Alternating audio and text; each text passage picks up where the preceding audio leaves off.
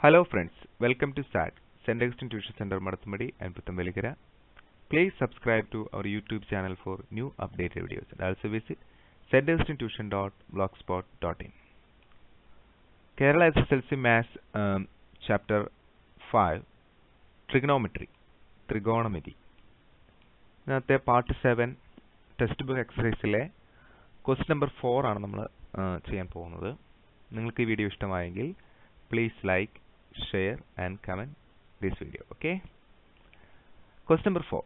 The picture shows a triangle and its circumcircle.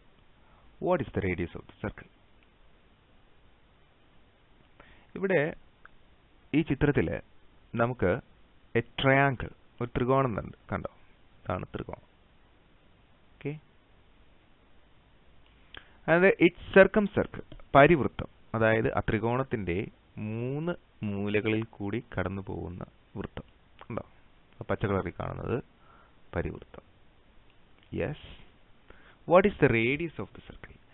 ഈ circle നമ്മളിങ്ങനെ കറക്റ്റായിട്ട് മുറിച്ചു കഴിഞ്ഞാൽ അതിൻ്റെ സെൻറ്ററിൽ നിന്ന് ഈ അറ്റം വരെയുള്ള അകലമുണ്ട്. That is known as radius. അതെന്താണെന്നാണ് ചോദ്യം. ആരം. ഓക്കെ. ഒരു ത്രികോണവും അതിൻ്റെ പരിവൃത്തവുമാണ് ചിത്രത്തിൽ കാണിച്ചിരിക്കുന്നത്. വൃത്തത്തിൻ്റെ ആരം എത്ര സെൻറ്റിമീറ്ററാണ്? ഓക്കെ. അപ്പോൾ നമ്മൾ കഴിഞ്ഞ സെക്കൻഡ് ചാപ്റ്ററിൽ പഠിച്ചൊരു തിയറി നമ്മളിവിടെ ആലോചിക്കണം. അതായത് ഒരു വൃത്തത്തെ ഒരു ഞാൻ കട്ട് ചെയ്യുന്നു കണ്ടോ? ഞാനെന്ന് പറഞ്ഞാൽ വൃത്തത്തിൻ്റെ ഏതെങ്കിലും 2 ബിന്ദുക്കൾ തമ്മിൽ യോജിപ്പിക്കുന്നതിനെയാണ് ഞാൻ അഥവാ കോഡ് എന്ന് പറയും. അപ്പോൾ 2 കഷങ്ങളുണ്ടാവും. ഒരു പീസ് ഇവിടെയാണ്, ഒരെണ്ണം ഇവിടെയാണ്. ക്ലിയർ? ആ ഞാൻ്റെ ഒരറ്റത്ത് നിന്നും ഏതെങ്കിലും ഒരു പീസിലേക്ക്, അപ്പോൾ ഈ ഒരു കഷ്ണത്തിലേക്ക് നമ്മളൊരു ആംഗിൾ വരച്ചു. ഈ 2 അറ്റം യോജിപ്പിച്ചു. സപ്പോസ് അതൊരു 60 ഡിഗ്രി ഉണ്ടെന്ന് വിചാരിക്കാം. എങ്കിൽ ഇവിടെ നിന്ന് ഇങ്ങനെ വരയ്ക്കുന്നതും എത്ര ഉണ്ടാവും? 60 ഡിഗ്രി തന്നെ. That is angles in the segment are equal. ഒരു കഷണത്തിൽ കിടക്കുന്ന എല്ലാ ആംഗിളും എന്തായിരിക്കും? ഈക്വൽ ആയിരിക്കും. അത് നമ്മൾ സർക്കിൾ എന്ന് പറയുന്ന ചാപ്റ്ററിൽ നമ്മൾ പഠിച്ചതാണ്. ക്ലിയർ? അങ്ങനെയാണെങ്കിൽ ഇവിടെ ഇത് ഒരു ഞാനായിട്ട് എടുക്കുക. ഇവിടുത്തെ 2 ബിന്ദുക്കളെ യോജിപ്പിക്കുന്നതാണ് ഈ ഞാൻ. ക്ലിയർ? അങ്ങനെയാണെങ്കിൽ ഇതിന് 2 അറ്റത്തു നിന്നും ഇങ്ങോട്ട് സാർ ഒരു കോൺ വരച്ചാൽ അത് എത്ര ഡിഗ്രി ഉണ്ടാവും?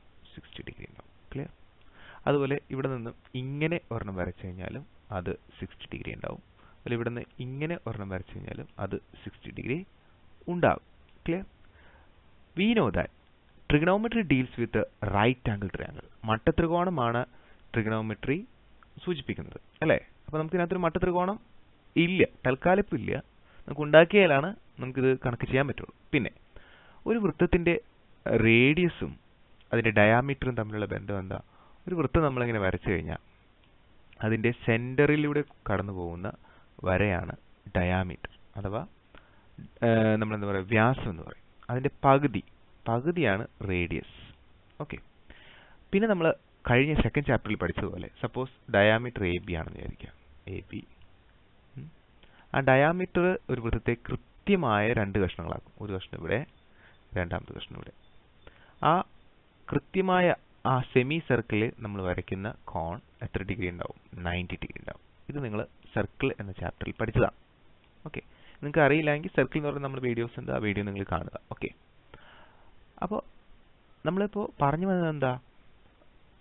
ഡയാമീറ്റർ 90 ഡിഗ്രി ഇവിടെ ആംഗിൾ ഉണ്ടെങ്കിൽ, 90 ഡിഗ്രി ആംഗിൾ ഇവിടെ വന്നിട്ടുണ്ടെങ്കിൽ തീർച്ചയായിട്ടും ആ 2 അറ്റങ്ങൾ യോജിപ്പിക്കുന്നത് എന്തായിരിക്കും?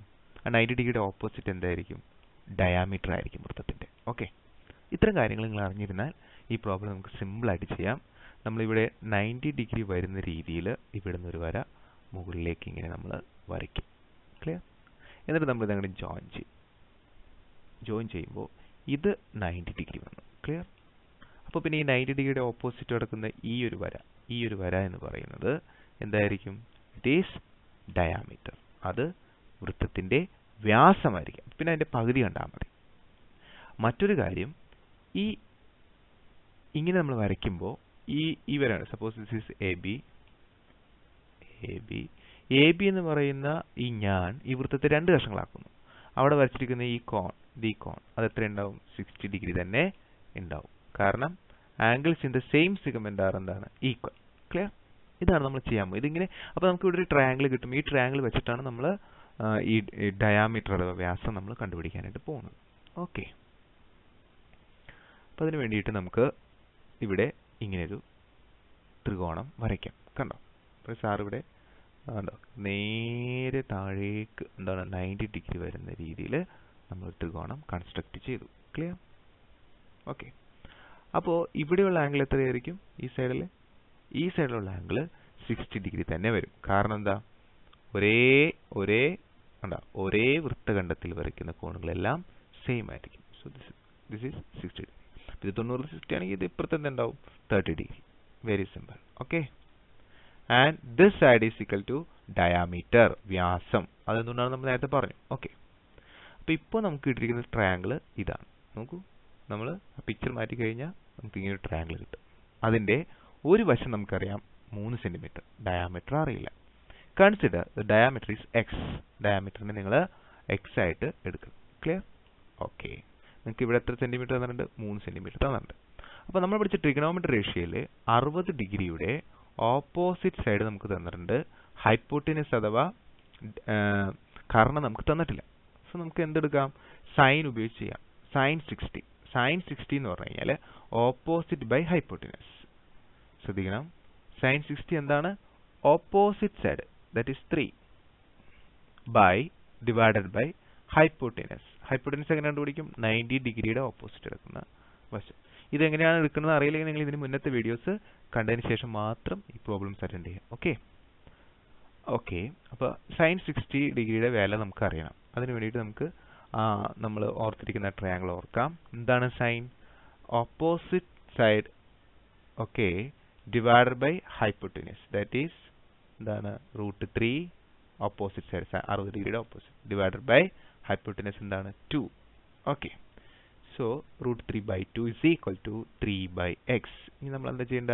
ഇനി നമ്മൾ ക്രോസ് മൾട്ടിപ്ലൈ ചെയ്യണം. ഇതിനെ ഇങ്ങോട്ട് ഗുണിക്കണം, അതുപോലെ ഈ 2 കൊണ്ട് ഇങ്ങോട്ട് ഗുണിക്കണം. Clear? So it will be x into √3 is equal to 2 into 3.